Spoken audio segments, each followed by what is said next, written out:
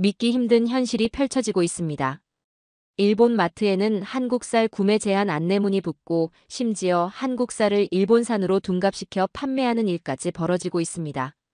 정부의 가격 통제로도 막지 못한 한국쌀의 폭발적인 인기로 일본 농업계 전체가 크게 흔들리고 있다고 하는데요.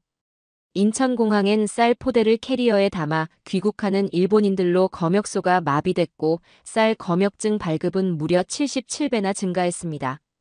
도대체 일본에 무슨 일이 벌어지고 있는 걸까요? 한국 쌀이 만든 충격적인 대역전 스토리 지금 시작합니다. 햇볕이 따스한 어느 봄날 도쿄 농림성 건물 안에서 식량 정책 회의가 한창 진행 중이었습니다. 넥타이를 꽉 맨 채 창가 쪽 자리에 앉아있던 저는 회의에 집중하려 노력했죠. 저는 일본 농림성 식량정책국 수석 연구관 아야노 타카히로입니다. 도쿄대학에서 식품공학 박사 학위를 받은 이후 지난 20년간 일본 농업의 미래를 위해 헌신해왔죠.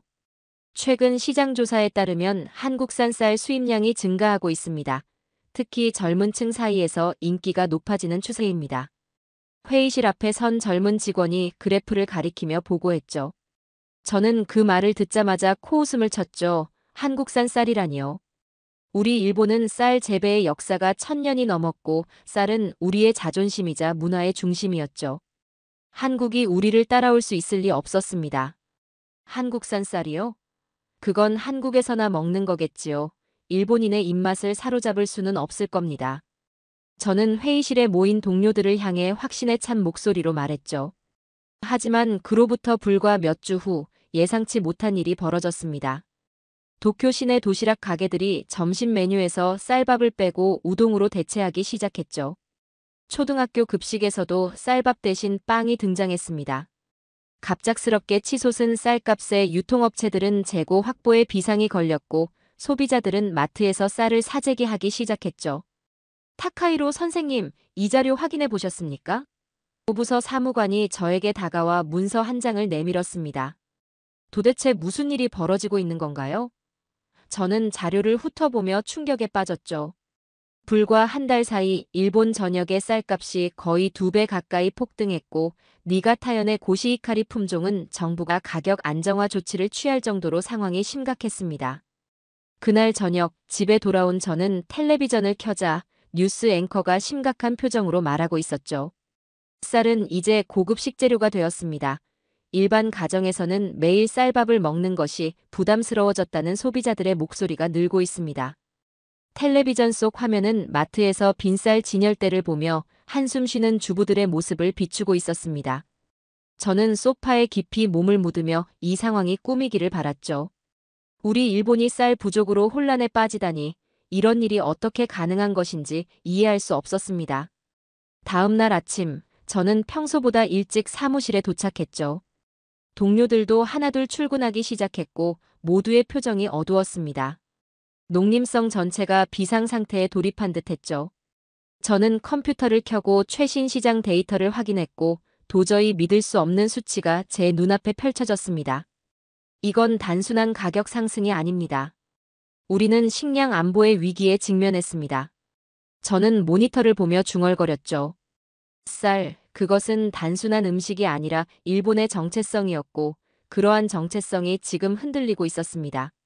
쌀 부족 사태를 해결하기 위해 정부는 긴급 대책을 세우기 시작했고 저는 긴급 공급망 점검을 위해 농림성 소속 창고를 방문하게 되었습니다. 도쿄 외곽에 위치한 거대한 창고 앞에 서서 깊은 숨을 들이마셨죠. 이곳에는 비상시를 대비한 국가 비축미가 보관되어 있었고 창고 관리자가 저를 안내했죠. 저는 조용히 그를 따라 걸었고 창고 안으로 들어서자 시원한 공기가 얼굴을 스쳤죠. 높이 쌓인 쌀 포대들이 제 시야에 들어왔습니다. 그런데 창고 한쪽에 쌓인 포대들이 눈에 들어왔죠. 다른 포대들과는 색상이 달랐습니다. 저는 호기심에 그쪽으로 걸어가 포대에 붙은 라벨을 보는 순간 저는 걸음을 멈췄습니다. 전남 해남, 땅끝 햇살 고시히카리. 분명 한국어로 적힌 글자였고 저도 모르게 라벨을 만졌죠. 이게 왜 여기에 있습니까? 저는 당황스러움을 감추지 못했죠. 고시히카리는 우리 일본 니가타현이 자랑하는 최고급 쌀 품종입니다. 그런데 한국에서 재배된 고시이칼이라니 처음 듣는 이야기였죠. 창고 관리자는 설명했습니다. 긴급 수입 물량입니다. 국내 생산량이 부족해서 들여온 거죠. 처음에는 시험 삼아 2톤 정도 수입했는데 열흘 만에 전량 판매되었다고 합니다. 지금은 10톤 추가 계약이 진행 중이라고 하더군요. 저는 말없이 한국산 쌀 포대를 내려놓았고 머릿속이 복잡해졌습니다. 우리 일본이 한국에서 쌀을 수입한다는 사실이 믿기지 않았죠. 더구나 그것이 우리가 자랑하는 고시이카리 품종이라니요. 다음 날 저는 급히 부서장 사무실로 불려갔고 회의실에는 여러 명의 고위 공무원들이 심각한 표정으로 앉아 있었습니다. 현재까지 조사 결과는 어떻습니까? 부서장이 물었고 저는 목을 가다듬었죠. 심각한 상황입니다. 일부 유통업체들이 한국산 쌀을 일본산으로 둔갑시켜 판매하고 있었고 소비자들은 그 차이를 전혀 알아채지 못하고 있는 상황입니다. 회의실이 순간 조용해졌고 누군가가 한숨을 내쉬었죠. 더 심각한 것은 일부 소비자들이 그 사실을 알고도 계속 구매하고 있다는 점입니다. 맛이 좋다는 평가가 퍼지고 있죠. 저는 조사 자료를 테이블 위에 펼쳤습니다. 이건 단순한 수입 문제가 아니고 한국에게 시장을 빼앗기고 있는 상황입니다. 일본 농업 역사상 초유의 사태라고 볼 수 있죠. 제 말에 회의실 전체가 무거운 침묵에 빠졌습니다. 집으로 돌아가는 길, 저는 마트에 들러 한국산 고시이카리 포대를 하나 샀죠.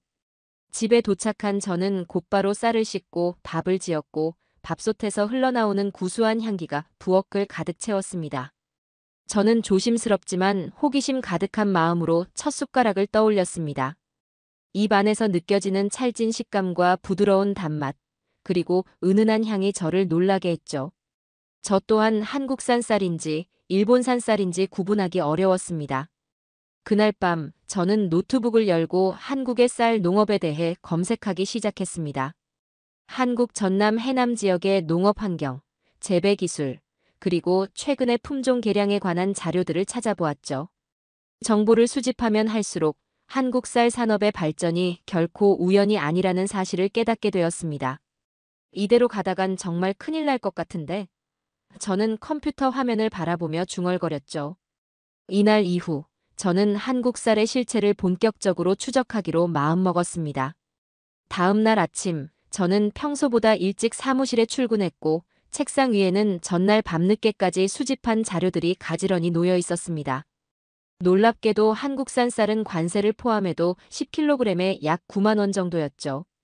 우리 일본산 쌀은 5kg에 4만 2천 원 정도였으니 가격 경쟁력에서도 한국 쌀이 우위를 차지하고 있었습니다. 선생님, 이 영상 혹시 보셨나요? 옆자리 동료가 태블릿을 들고 제게 다가왔고 화면에는 한 일본 주부의 유튜브 영상이 재생 중이었습니다. 저는 호기심에 영상을 지켜보았죠. 안녕하세요, 마사에라고 합니다. 오늘은 한국산 쌀로 지은 밥을 가족들에게 먹여봤어요. 화면 속 여성은 밝은 미소를 지으며 말했고 영상은 계속 이어졌습니다. 마사에가 밥을 지은 후 아이들이 식탁에 모여 식사하는 모습이 나왔죠. 한국 쌀로 바꿨더니 애들이 밥을 2그릇씩 먹어요. 이전에는 항상 밥을 남겼는데 정말 신기해요. 마사에의 목소리에는 감탄이 묻어 있었죠. 영상이 끝나고 저는 잠시 생각에 잠겼고 이 영상이 온라인에서 화제가 되고 있다는 사실이 저를 불안하게 만들었죠. 저는 이 영상이 단순한 리뷰가 아니라 일본 농업의 위기를 알리는 경고음으로 들리기 시작했습니다. 저의 모든 유년 시절 기억은 쌀과 연결되어 있었습니다. 할아버지와 함께 논에서 보낸 여름날들, 할머니가 정성스럽게 지어주던 고향 쌀밥의 맛, 그것이 우리 일본인의 자부심이었는데 지금 그 자리를 한국 쌀이 위협하고 있다니 씁쓸했죠. 며칠 후 저는 NHK 저녁 뉴스를 보게 되었는데 도쿄 시내 한 초등학교 급식 현장을 취재한 내용이었습니다. 화면 속에는 학생들의 급식 식판이 비춰졌습니다. 얼마 전까지만 해도 밥 대신 작은 빵 2개가 전부였던 급식 식판에 다시 쌀밥이 등장했습니다. 요즘 급식에 다시 쌀밥을 제공하기 시작했다고 하는데 어떻게 가능한 거죠? 기자의 질문에 영양사가 대답했습니다. 한국에서 수입된 고시이카리 품종 덕분입니다. 가격이 안정적이라 학교 예산 내에서 다시 쌀밥을 제공할 수 있게 되었어요. 카메라는 밥을 맛있게 먹는 아이들의 모습을 비추었고 한 교사가 인터뷰에 응했죠. 아이들이 예전보다 밥을 더 잘 먹어요. 남기는 아이가 거의 없어요. 쌀의 품질이 정말 좋은 것 같습니다. 저는 그 장면을 보며 눈을 감았죠. 가슴 한편이 묘하게 아파왔습니다. 단순히 시장 점유율의 문제가 아니었습니다. 이것은 우리 미래 세대의 식탁과 직결된 문제였죠. 결국 일본의 미래를 책임지는 것도 한국입니다. 저는 쓴웃음을 지었습니다. 우리 아이들의 식사마저 한국의 쌀로 지켜지고 있습니다. 우리가 놓친 것을 한국은 해내고 있는 것입니다. 다음 날 아침, 저는 회의 자료를 준비하며 고민에 빠졌습니다. 이 사실을 솔직하게 보고해야 할지, 아니면 상황을 다소 완화해서 전달해야 할지 선택의 기로에 서 있었습니다. 일본 농업의 자존심을 지키고 싶었지만 동시에 현실을 직시해야 한다는 의무감도 느꼈죠. 저는 결국 솔직한 보고서를 작성하기로 결심했습니다. 제 책상 위에는 한국 쌀의 수입 동향, 소비자 반응, 시장 점유율 변화 등을 상세히 분석한 자료들이 쌓여 있었죠. 이 보고서가 어떤 파장을 일으킬지 알 수 없었지만 진실을 외면하는 것은 더 큰 위기를 초래할 것이라 확신했습니다. 자료를 정리하던 중 저는 우연히 온라인 쇼핑몰에서 한국 쌀이 품절된 화면을 발견했죠. 여러 소비자들이 재입고를 기다리며 문의를 남기고 있었고 저는 그 광경을 보며 입술을 깨물었죠. 한국 쌀의 인기는 단순한 호기심을 넘어서고 있었습니다. 그 주 주말, 저는 조사를 위해 인천국제공항을 방문했습니다. 한국을 방문한 일본인 관광객들이 귀국 시 어떤 물품을 구매하는지 직접 확인하고 싶었죠. 공항 출국장에 도착한 저는 놀라운 광경을 목격했습니다. 많은 일본인 관광객들이 캐리어에 쌀 포대를 넣어 운반하고 있었습니다. 저는 그중 한 중년 여성에게 다가갔죠. 실례합니다만 한국 쌀을 구매하셨는데 이유가 있으신가요? 여성은 밝은 표정으로 대답했습니다.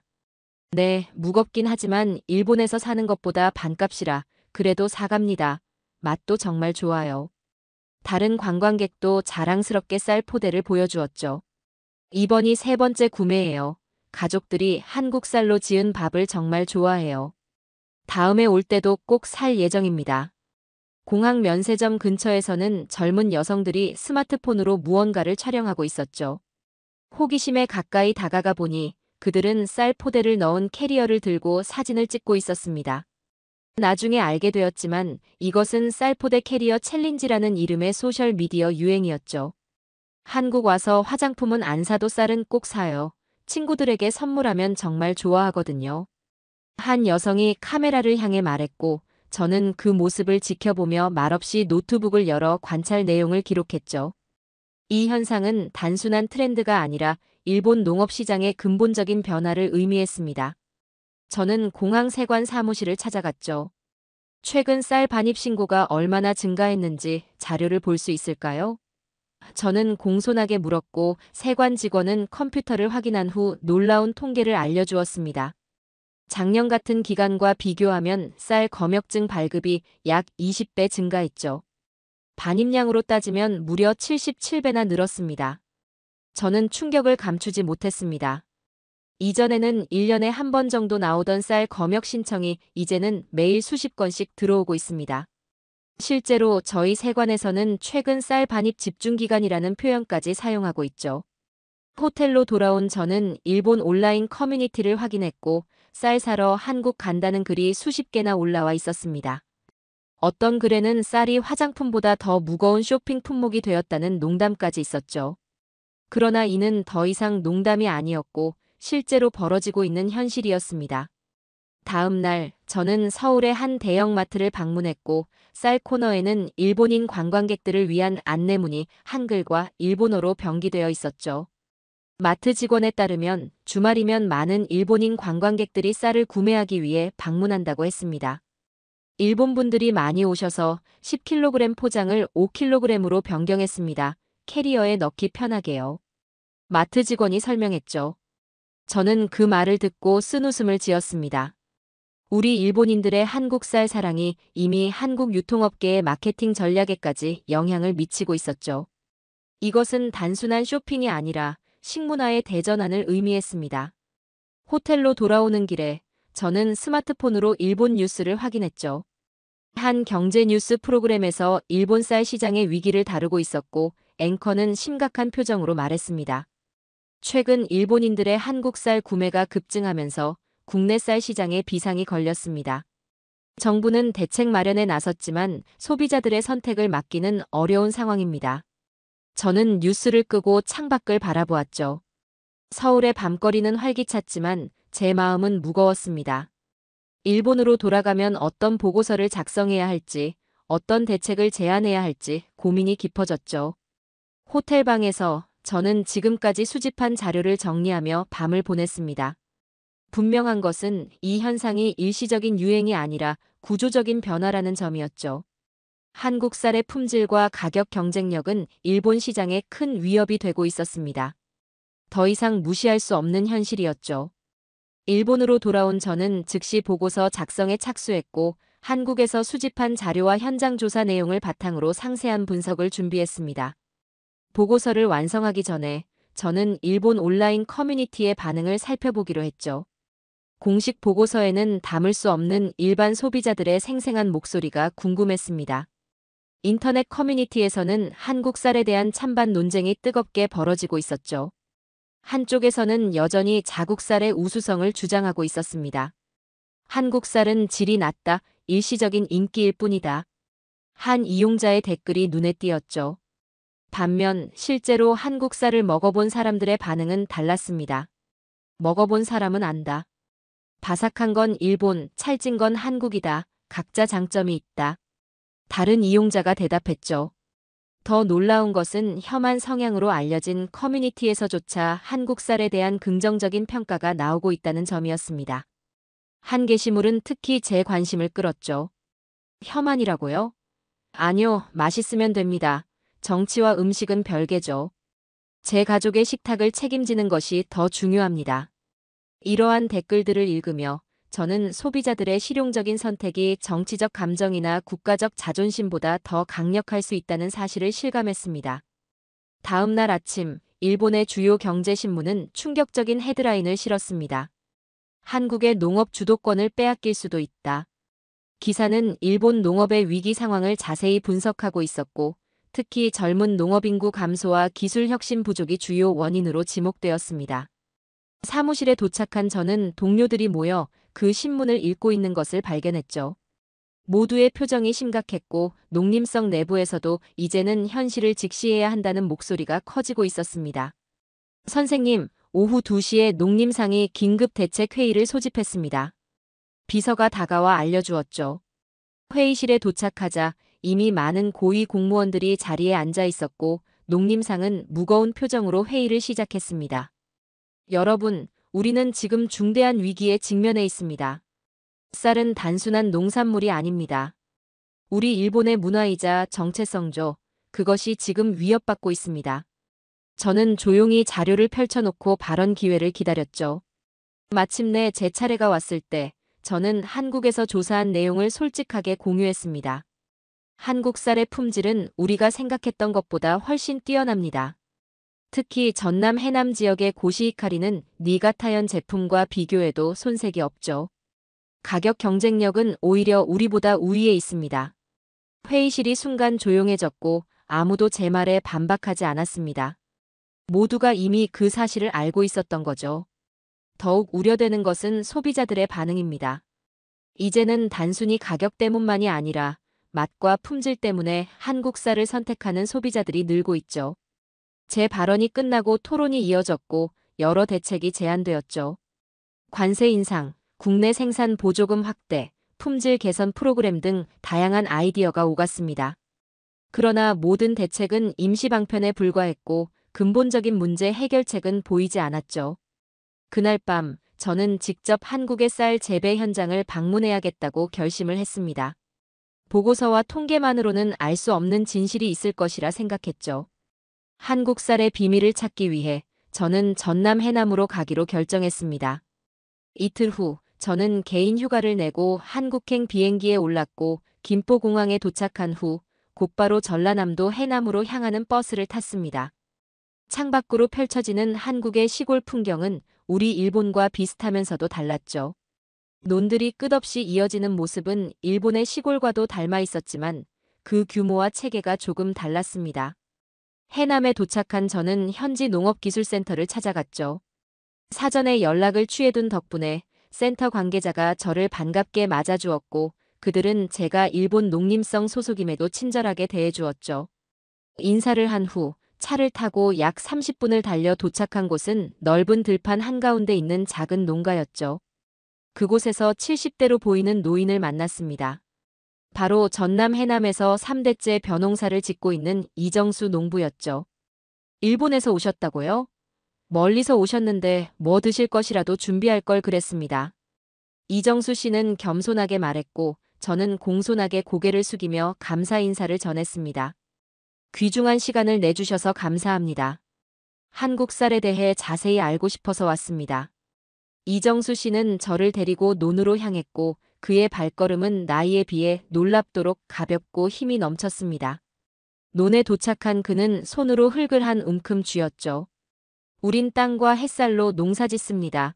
기술은 기본이고요.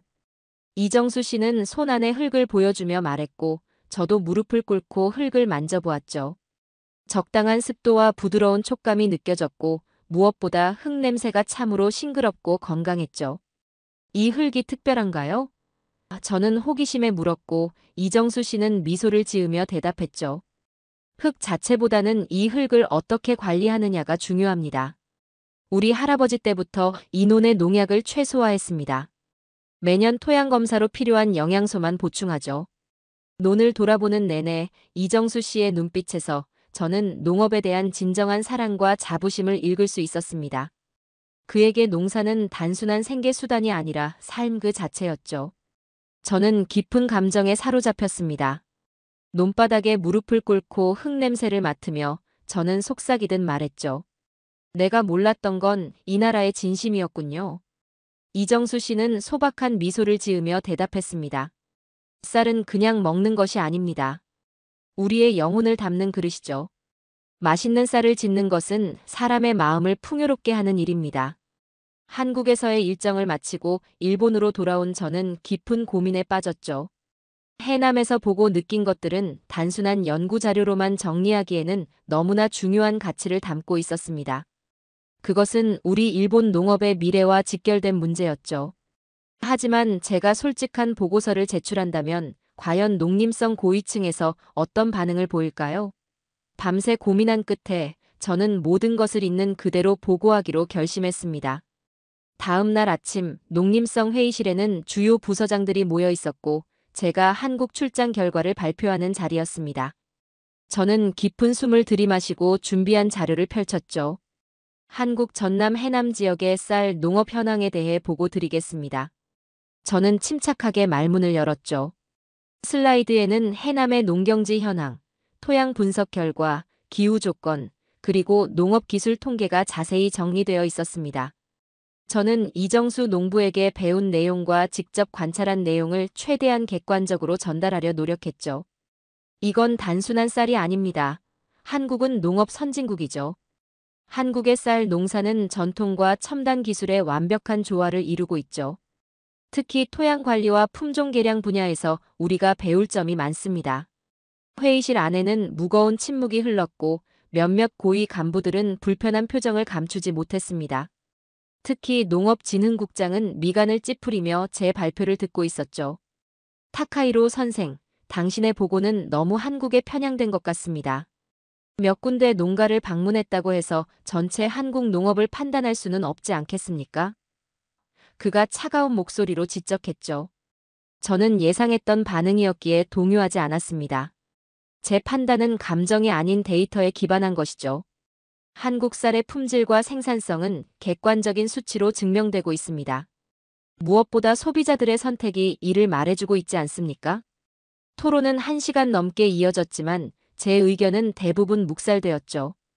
회의가 끝난 후 농업진흥국장은 저를 개인적으로 불러 조언을 건넸습니다.